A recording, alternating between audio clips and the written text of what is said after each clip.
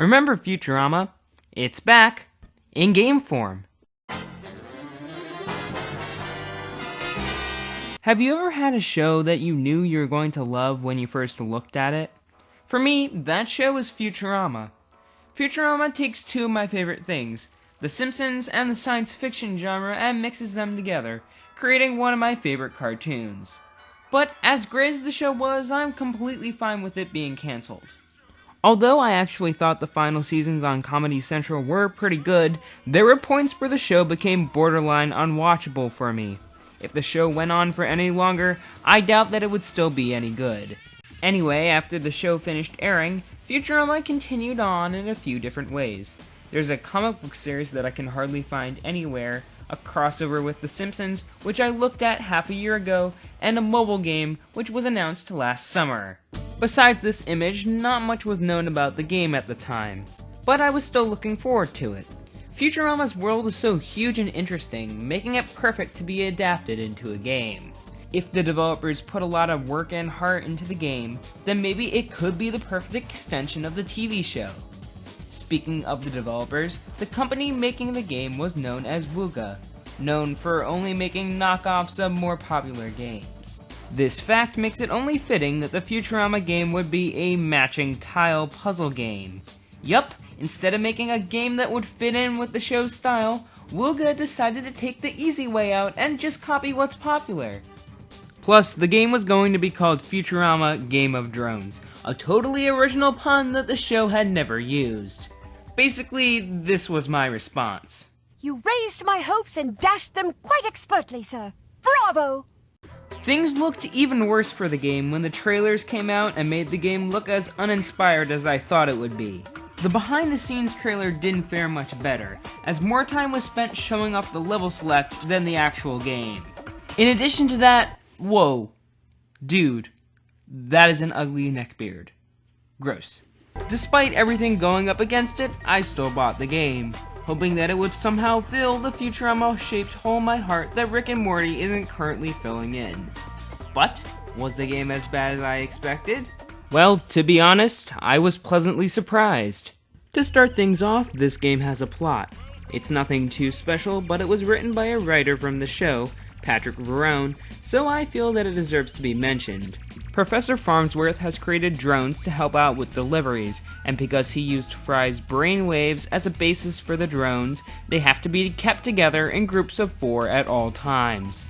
I thought that was a nice little story element that gives you a reason to match the drones together, and fits in with the designs of the drones, which all look like faces Fry would make. With these drones, the Planet Express crew travels to many locations from the show, delivering packages, helping other characters, and fighting against Mom's rival business, Mamazon Primo. It's not the best story in the world, but it did get a few good chuckles out of me, so I'm fine with it being here. The story is told through these motion comics, which are okay. They're more interesting than still frames, but some of the drawings look a little off, and I would have liked the game to be fully voice acted. But I don't expect this small little puzzle game to have much of a budget, so I'll let those small gripes slide. After you watch the first cutscene, you enter what I consider to be the best part of the game, the level select screen. A bunch of locations from the show are showcased in 3D as you fly from level to level. More and more is revealed as you play through the game, and I feel that it's a great reward for completing all the levels. All the locations look like they came straight out of the show and are highly detailed. Also accessible on the menu screen is a feature called Twitcher, which was featured on the show. It acts just like Twitter would and allows you to check up on the characters every once in a while. It's nothing spectacular, but it's a nice feature that shows that Wooga really loves Futurama. Despite all the obvious love and care put into it, the presentation in this game isn't perfect. In fact, it only seems to falter when you're playing the actual game, which I'll talk about now. This is your standard match 3 puzzle game, but with a big twist. Instead of matching 3 of something, you match 4! Whoa! Innovation! Occasionally, power-ups will drop from the top of the screen and clear certain tiles, and the different playable characters have different moves that act as slightly more powerful power-ups. The game's objectives vary between each level. Sometimes you'll have to get one item to the other side of the board, or get rid of a box or some goo. It gives the game a bit of variety, but not enough to make all the levels stand out from each other. Overall, the game is pretty basic as puzzle games go. Match some things to do some other things. I can't say that it's better than what it imitates since I haven't played any other Match 3 puzzle games, but I can't say that I got a little addicted to the game, so make of that what you will. Although I'm giving this game a lot of praise, it still does a lot of things wrong. Let's talk about those problems I had with the presentation of the game first. The music in the game is pretty hit and miss. While I like the soft remix of the Futurama theme that plays on the menu screen, the music that plays during the levels can be very repetitive. There's always a short loop of ambient music during the levels that can get really irritating after only a few minutes. Another negative about the audio is the characters. Random audio clips play at times like when you lose or when the game thinks you did something that is quote-unquote cool. As good as the voice acting in Futurama is, even these voice clips are annoying, so it's safe to say that the volume on my phone was off whenever I played the game. Speaking of the characters, they look pretty bad during gameplay. They're animated pretty sloppily and some of them just don't look right. Looking at you, Zap. One thing about this game that may turn some people off are the microtransactions. This game doesn't give you infinite lives, so when you screw up, you have 4 more chances before you run out of lives and need to wait a while before you can play the game again. The only way to speed up this process is by buying extra lives. This isn't a huge problem for me since I can manage how much I play the game, but it can still be pretty irritating at times when I just want to continue playing the game. This design choice of having to buy your own extra lives is really dumb, and I really hope that it stops popping up in many mobile games. On top of this, you can also buy power-ups, which makes the game borderline play to win. But as bad as the play to win aspect is, the biggest problem I have with this game is its randomness. Now, this may just be a personal preference, but I really think this game's overuse of randomness really harms it. Let me explain what I'm talking about. In every single level of the game, the power-ups and drones that drop from the top of the screen are always in a completely random order. The levels don't even start with the same variation of drones, and each playthrough a level may be completely different. Now, while this may be good for replay value, it takes all of the strategy out of the game. You'll only win a level because you got lucky, and I don't really like that idea.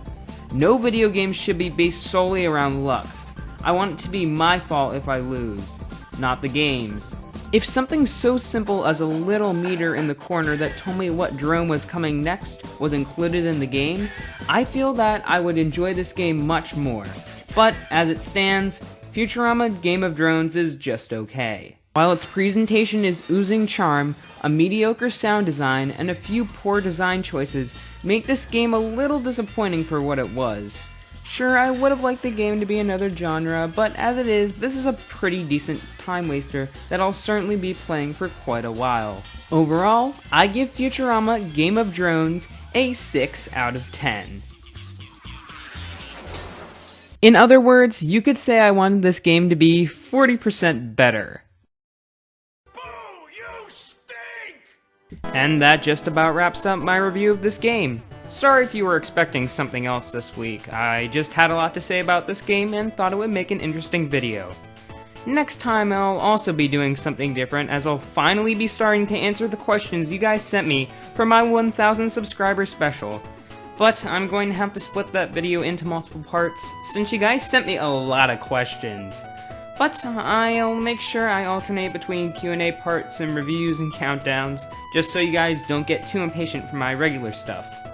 I'm sorry this video was like a week late. I'm really sorry that I've been off schedule for basically the entire year. But I think things are starting to wind down in my life, so I'll try to get back to doing 3 videos a month instead of 2. Anyway, if you click on the top, you can see my Steven Universe Season 2 Part 1 of that review. And on the bottom, my friend, the Nuclear Reviewer, did a video on SpongeBob games on Nick.com. It's pretty good. So yeah, check those out. Thank you for watching, like and subscribe, and I will see you next time. Bye! Hoping that it would somehow fill the Futurama-shaped hole in my heart that Rick and Morty isn't Stop texting me, people!